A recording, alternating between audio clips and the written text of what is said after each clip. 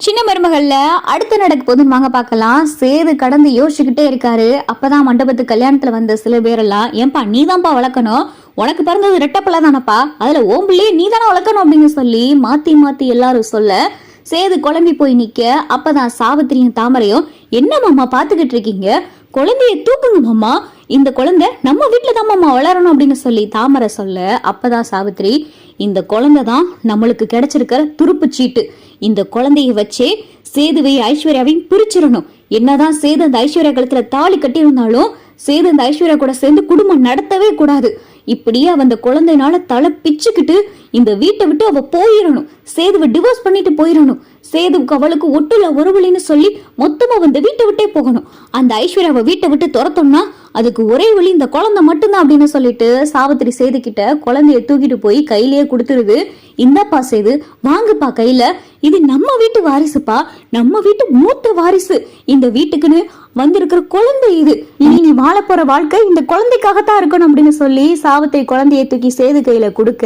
அப்பதான் ஈஸ்வரி பொறுக்க முடியாம, அத்தாச்சி என்ன செஞ்சுக்கிட்டு இருக்கீ அப்படின்னு சொல்லி ஈஸ்வரி கேட்கவும், ஏ மதினி, நான் பண்ணதுல என்ன தப்பு இருக்கு, இது சேது வாரிசு, சேது ரத்தம், அவன் குழந்தைய அவன்கிட்ட தூக்கி கொடுத்தேன், இதுல என்ன இருக்கு அப்படின்னு சொல்லி சாவித்திரி கேட்கவும், இப்பதான் சேதுவுக்கும் ஐஸ்வர்யாவுக்கும் கல்யாணம் ஆயிருக்கு, இவங்க ரெண்டு பேரும் சேர்ந்து குடும்ப வாழ்க்கை ஆரம்பிக்க வேணாமா, அதுக்கு இடைஞ்சல அந்த குழந்தை இருக்காதா அப்படின்னு சொல்லி ஈஸ்வரி சொல்ல. அப்பதான் திடீர்னு குழந்தை அழ ஆரம்பிக்கவும், குழந்தையோட அழுக சத்தத்தை கேட்டதுமே ராஜாங்கத்தோடைய மனசு அப்படியே உருக ஆரம்பிச்சிருது. போதும், யாரும் எதுவும் பேசக்கூடாது, என் ஆத்தா எடுத்த முடிவு சரியாத்தான் இருக்கும், இனிமேலு சேதுவோடைய பிள்ளை இந்த வீட்டுலதான் இருக்கும், இனிமேல் இது இந்த வீட்டு வாரிசு, யாரும் எதுவும் பேச வேண்டாம், சேது மண்டபத்துல இருந்து கிளம்பலாம் அப்படின்னு சொல்லி ராஜாங்க சொல்ல. சேதுவும் ஒரு மனசா குழந்தைய தூக்கிக்கிட்டு வீட்டுக்கு வந்துடுறாரு. ஐஸ்வர்யாவுக்கு கடந்து அப்படியே பொசு பொசுன்னு இருக்கு. இந்த குழந்தைய கொண்டாந்து வச்சுக்கிட்டு இது நை நைன்னு அழுதுகிட்டே இருக்கும், நான் மாமா கூட எப்படி சேர்ந்து சந்தோஷமா வாழ்றது அப்படின்னு சொல்லி ஐஸ்வர்யாவுக்கு எரிச்சலா இருக்கு. வீட்டுக்கும் வந்துடுறாங்க. அன்னைக்கு நைட்டு முதராத்திரிக்கான ஏற்பாடு இங்க ரூம்ல பார்த்தா டெக்கரேஷன் வேலைலாம் நடந்துகிட்டு இருக்கு. அப்பதான் ஐஸ்வர்யா கிட்ட ஈஸ்வரி, இங்க பாரு ஐஸ்வர்யா, ராத்திரியிலேயே நீ சேதுவோடைய பொண்டாட்டிய வாழ ஆரம்பிச்சிடணும், சீக்கிரமே சேதுவோடைய பிள்ளை ஓ வயிற்றுல வளரணும், அப்பதான் சேது அந்த குழந்தை பக்கம் கூட திருப்பி பார்க்க மாட்டான், உனக்கும் சேதுவுக்கும் ஒரு குழந்தை வந்துருச்சுன்னு வையே, அதுக்கப்புறம் இந்த குழந்தை இந்த வீட்டுல இருக்க முடியாத அளவுக்கு நான் பாத்துக்கிறேன் அப்படின்னு சொல்லிட்டு ஈஸ்வரி சொல்லவோ, ஆண்டி நீங்க சொல்றதெல்லாம் சரிதான், ஆனா நீங்க சொல்றதெல்லாம் முதல்ல நடக்குமா, மாமா அந்த குழந்தைய பார்த்ததுல இருந்து என்கிட்ட முகம் கொடுத்து கூட பேசுறதுல, ஏன் உங்களுக்கே தெரியும் மண்டபத்துல அவரு இந்த கல்யாணம் வேணுமான்ற அளவுக்கு யோசிக்க ஆரம்பிச்சிட்டாரு, அவரு எப்படி ஆண்டி ஏன் கூட சேர்ந்து வாழ்வார் அப்படின்னு சொல்லி ஐஸ்வர்யா கேட்கவும், அவன் அப்படிதான் ஆம்பளைனா அப்படி இப்படி இருக்கத்தான் செய்வான், பொம்பளை தான் வலிக்கு கொண்டாடணும், நீ தான் அவனை உன் வலிக்கு கொண்டாடணும், உன் புருஷனா அவ வாழ ஆரம்பிக்கணும், நீ சேதுவோடைய பிள்ளைய வயிற்றுல சமக்க ஆரம்பிக்கணும், அதுக்கு நீ தான் பார்த்து சூதானமா நடந்துக்கணும் அப்படின்னு சொல்லி ஈஸ்வரி என்னென்னமோ அறிவுரை சொல்ல. இங்க ஈஸ்வரி சொல்லிட்டு ரூம்ல இருந்து வெளியே வந்துருது. இங்க ஐஸ்வர்யா ரூம்லயே வெயிட் பண்ணிக்கிட்டே இருக்கு. சேது குழந்தைய வச்சு ஹால்ல ரொம்ப நேரமா உட்கார்ந்துருக்காரு.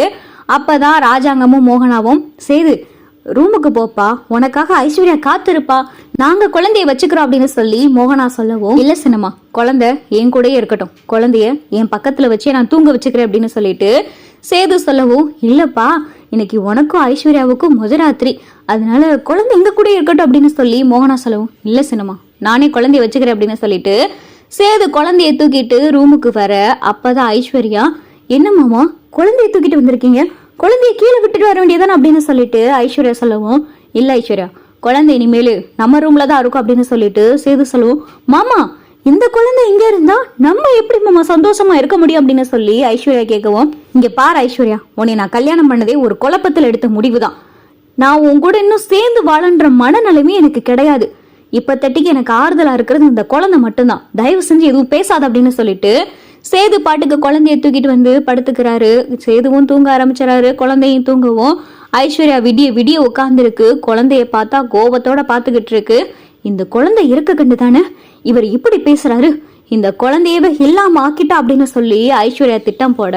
மறுநாள் காலையில ஆயிருது. சேதுவுக்கு சென்னையில இருந்து போன் வருது. கட்சி விஷயமா சேது சென்னைக்கு வரணும்னு சொல்லியிருக்காங்க.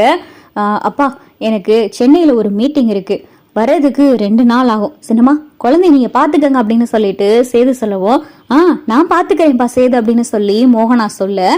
அப்பதான் ஐஸ்வர்யா, சென்னைக்கு போறீங்களா மாமா? சென்னைக்கு நீங்க போயிட்டு வர்றதுக்குள்ள இந்த குழந்தை இங்க இருக்காது.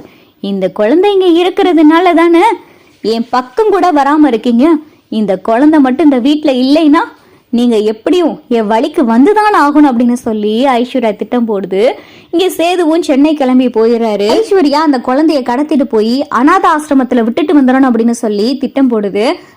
ஆண்டி, நான் கோயிலுக்கு போறேன், குழந்தையும் கூட்டிட்டு போறேன்னு அப்படின்னு சொல்லி ஐஸ்வர்யா மோகனா கிட்ட கேட்க, என்னம்மா திடீர்னு நானும் கூட வரேனே அப்படின்னு சொல்லி மோகனா சொல்லவும், இல்ல ஆண்டி, நானே போயிட்டு வரேனே, எனக்கும் குழந்தை கூட இருக்கிறதுக்கு கொஞ்சம் டைம் வேணும்ல, குழந்தை கூட இப்படி கொஞ்சம் கொஞ்சமா நெருக்கமானதானே உண்டு, நான் குழந்தைய கூட்டிட்டு தனியாவே கோயிலுக்கு போயிட்டு வரேன் அப்படின்னு சொல்லி ஐஸ்வர்யா கேட்க, அப்பதான் மோகனாவும் சரிம்மா பார்த்து போயிட்டு வா அப்படின்னு சொல்லிட்டு மோகனாவும் குழந்தைய கையில கொடுக்க ஐஸ்வர்யா குழந்தைய வாங்கிக்கிட்டு கார்ல ஏறி கோயிலுக்கு போகுது. போற வழியிலேயே கோயிலுக்கு போகாம அந்த குழந்தைய கொண்டு போய் அனாத ஆசிரமத்துல அந்த குழந்தைய வச்சுட்டே வந்துருது.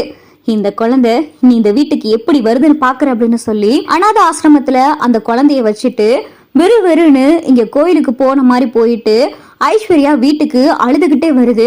ஐஸ்வர்யா, ஐஸ்வர்யா, என்னம்மா ஏன் அழுதுகிட்டே வர அப்படின்னு சொல்லி மோகனாவும் ராஜாங்கமும் பதற, ஆண்டி ஆண்டி குழந்தை காணா போயிடுச்சு ஆண்டி அப்படின்னு சொல்லி ஐஸ்வர்யா சொல்லவோ ராஜாங்கத்துக்கு பயங்கர அதிர்ச்சி. என்னம்மா சொல்ற அப்படின்னு சொல்லி ராஜாங்க கேட்க, ஆமா அங்கு நான் கோயிலுக்கு போயிருந்தேன்னா குழந்தைய கீழே வச்சுட்டு பக்கத்துல ஒரு சாமி கும்புறதுக்காக போனேன், போயிட்டு வரதுக்குள்ள பார்த்தா குழந்தைய காணோம் அப்படின்னு சொல்லி ஏதேதோ கதை கட்ட, இது பார்த்தா ராஜாங்கத்துக்கு சரி வர மாதிரி தெரியல. இல்லையே, இந்த பொண்ணு கண்ணுல உண்மை இருக்கிற மாதிரி தெரியலையே அப்படின்னு சொல்லி ராஜாங்கத்துக்கு சந்தேகம் வருது. ஐஸ்வர்யா குழந்தைய கொண்டு போய் கொடுத்த அநாதர் ஆசிரமத்துக்கு வருஷம் எப்பயுமே ராஜாங்கம் டொனேஷன் கொடுத்துக்கிட்டு இருப்பாரு. அந்த ஆசிரமத்துல இருந்தே அடுத்த கொஞ்ச நேரத்துல ராஜாங்கத்துக்கு போனும் வருது. இந்த மாதிரி சார் ஆசிரமத்துல இருந்து பேசுறோம், நீங்க எப்பவும் வழக்கமா டொனேஷன் கொடுப்பீங்களே, இந்த வருஷத்துக்கான டொனேஷன் இன்னும் அனுப்பல, அதை உங்களுக்கு ஞாபகப்படுத்துறதுக்காகத்தான் போன் பண்ணோம். இப்ப கூட ஒரு சின்ன ஒரு கை குழந்தைய ஆசிரமத்துல விட்டுட்டு போயிட்டாங்க, அதனால நீங்க கொஞ்சம் உடனடியா டொனேஷன் அனுப்ப முடியுமா அப்படின்னு சொல்லி ஆசிரமத்துல இருந்து சொல்ல, அப்பதான் ராஜாங்கத்துக்கு சந்தேகமே வருது. அப்ப ஆசிரமத்துல புதுசா ஒரு குழந்தை, அதுவும் வாசல்ல விட்டுட்டு போயிருக்காங்க, அந்த குழந்தையோடைய போட்டோவை என் போனுக்கு அனுப்ப முடியுமா அப்படின்னு சொல்லி ராஜாங்கம் சொல்ல, சரின்னு சொல்லிட்டு ஆசிரமத்தில் இருக்கிறவங்களும் அந்த குழந்தையோடைய போட்டோவை ராஜாங்கத்தோடைய வாட்ஸ்அப்புக்கு அனுப்ப, ராஜாங்கம் அதை பார்த்ததுமே ஐஸ்வர்யாவு மேல பயங்கரமான கோவம். அப்ப இவ தான் குழந்தைய கொண்டு போய் ஆசிரமத்துல விட்டுருப்பா அப்படின்னு சொல்லிட்டு ராஜாங்கத்துக்கு பயங்கரமான கோவம் வருது.